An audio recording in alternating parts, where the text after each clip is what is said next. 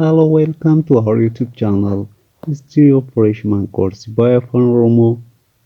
To the topic, Unit 2, People and Cultures in Ethiopia and the Horn. Ara Chapter 2, People, Culture in Ethiopia and the Horn. Mata-duree kan eegallu taati haga xumuraatti like, share, subscribe gochuu hin dagatinaa. In the second chapter outline human evolution, developing of the region, language and linguistic process, settlement pattern, economic formation, indigenous religion. The first topic from our today topic, human evolution. Human evolution mata-duree jiru kana jalatti akkaataa ilmi namaa ittiin jalqaba oriijinii itti argamee fi haala akkamiirratti akka amma jiru kana dhufuu danda'e kan waliin barannu taati haga xumuraatti nu faana turaa like, share, subscribe gochuu hin dagatina. Archaeological evidence suggests that East Africa Rift Valley is the cradle of humanity.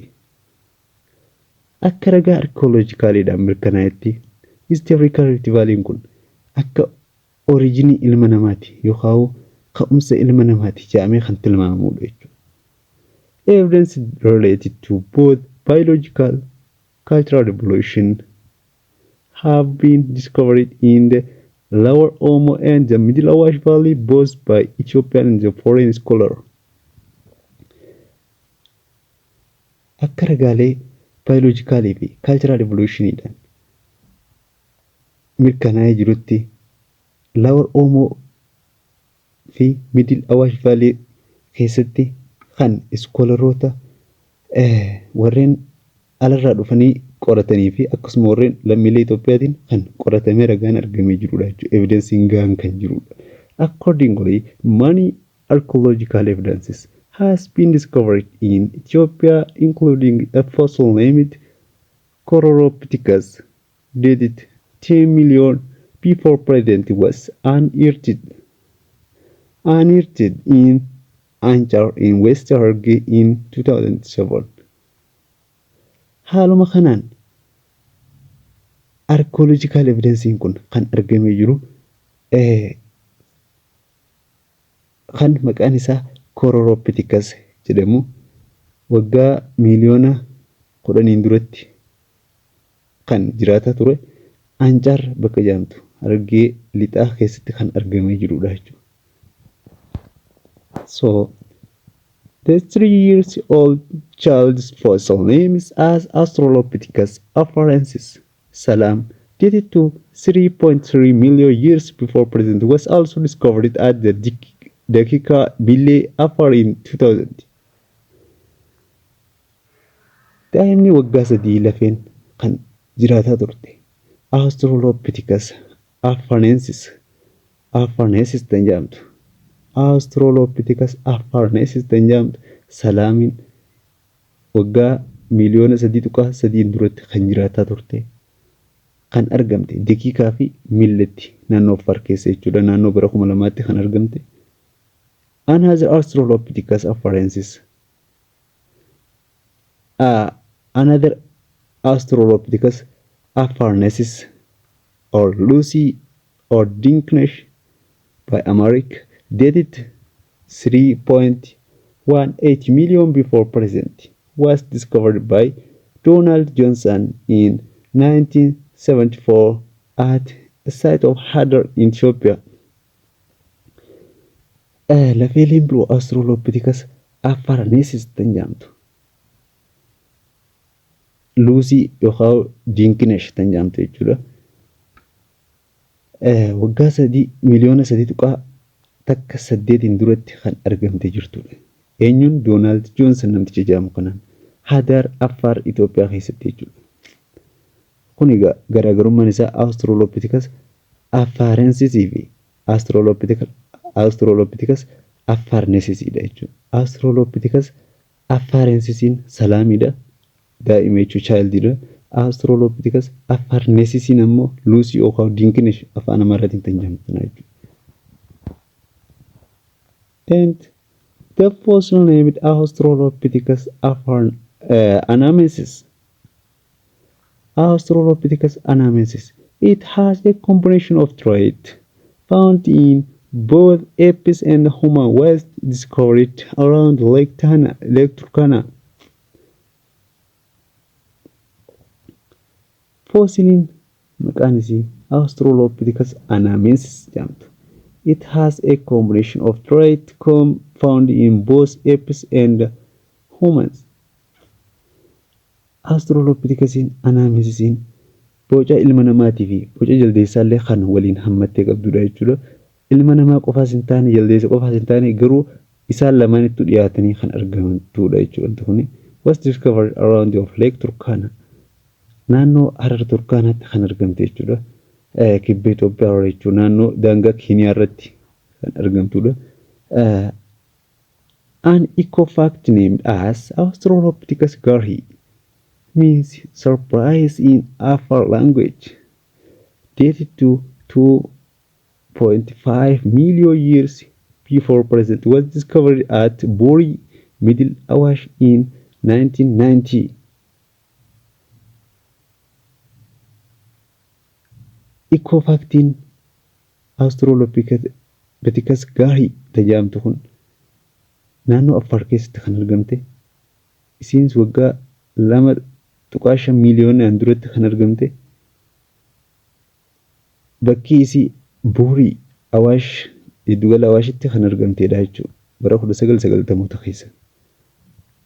The development of the human brain was the main feature of the next stage of human evolution, which produced the genus Homo, believed to have emerged to up to 2.5 million years before present. Kunis guddinni sammuu ilma namaa yookaan guddinni dagaaginni sammuu isaanii kun maal kan fideedha gara genus Homotti step kan akka deeman. Sadarkaa guddina isaaniitiin sadarkaa yaadni isaanii dabaluu yookaan moderni ta'uudhaan lakka dabalaa deemuun gara genus Homotti kan siqaa dhufeedha. Kunis kan dhufe gara genus Homotti kan jaamee amanamu waggaa miliyoona 2 haga miliyoona 2.5tti asin duratti naannoo kana gara genus Homotti siquu danda'e jaamee amanamaa jechuudha.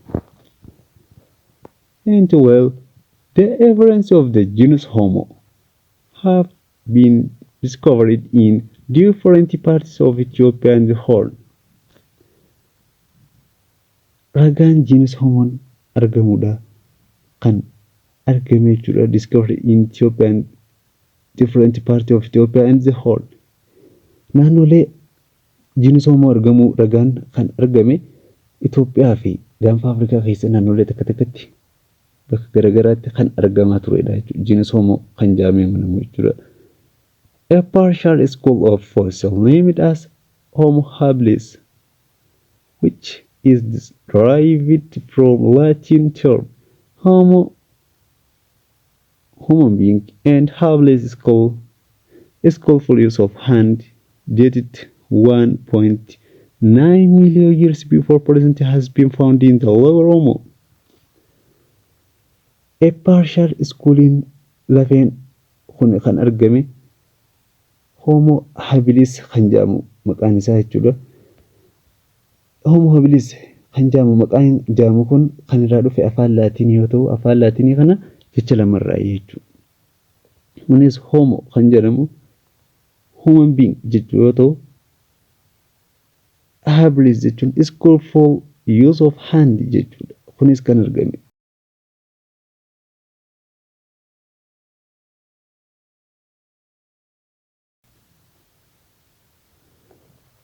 So, a fossil named Homo erectus. Homo erectus walking upright dated 1.6 million years before present was discovered at Mercacontrole, Conso Gardula, and Kajab. Fossilin maqaan isii Homo erectus jedhamtu. Walking upright dated isinis kan ol kaa'u ol kaanii deemuudhaan inni gaafasii jechuudha. Waggaa miliyoona takka tuqaa jahan duratti kan jiraataa turtee fi isiin kan argamte naannoo malkaa Kunturree, Koonsoo Gaardullaa fi Gadabitti kan argamte jechuudha. Homo erectus kan jedhamtu kun jechuudha. Second genus Homo tan taate naannoo kanatti kan argamte. Homo erectus seems to have originated in Africa and then spread out to the rest of the world. Homo erectus tun argamni isii akkuma sanyiin dhala namaa hundi Afrikaa keessatti argame. Homo erectus illeen Afrikaa keessaa kan argamtee fi Homolee keessaa kan gara addunyaatti babal'attee argamte kan taatedha jechuudha. Isiin gara Afrikaa alatti naannolee North Asia fi South Awurooppaa garas kan godaanuudhaan achitti argamtedha jechuudha. And well, skeleton of archaic Homo sapiens. Skeletoniin lafeen guutuun jechuudha archaic Homo sapiens knowledgeable human being tan jedhamtee beekamtu. Dated 400 years before present was discovered in Middle Awash.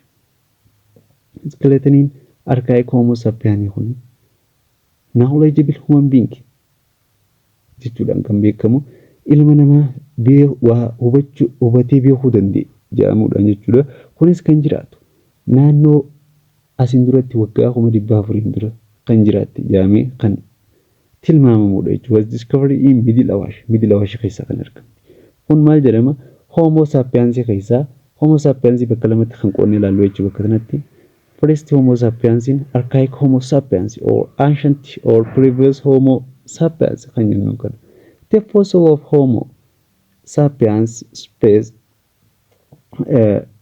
the fossil of Homo sapiens 100 years before present were discovered at Pork Epic near Dawa, Kibish, around Lower Omo in 1967. Lafeen Homo sapiens yookaan modern Homo sapiens kan jennuun kun or modern human being kan jennuun waggaa 100 duratti kan jiraataa turee fi innis kan argame naannoo Diradawa Pork Epic bakka Shaamtuu fi Kibish naannoo Lower Omo keessaa kan argame bara 1967 keessa kan argamedha jechuudha. And all these archaeological evidence show that Ethiopia is a cradle of human being.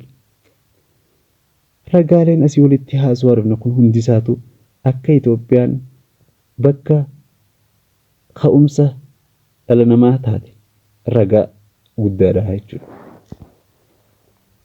And the next topic, cultural evolution, as the next program. Until the next program, bye bye. Don't forget to subscribe, like, share.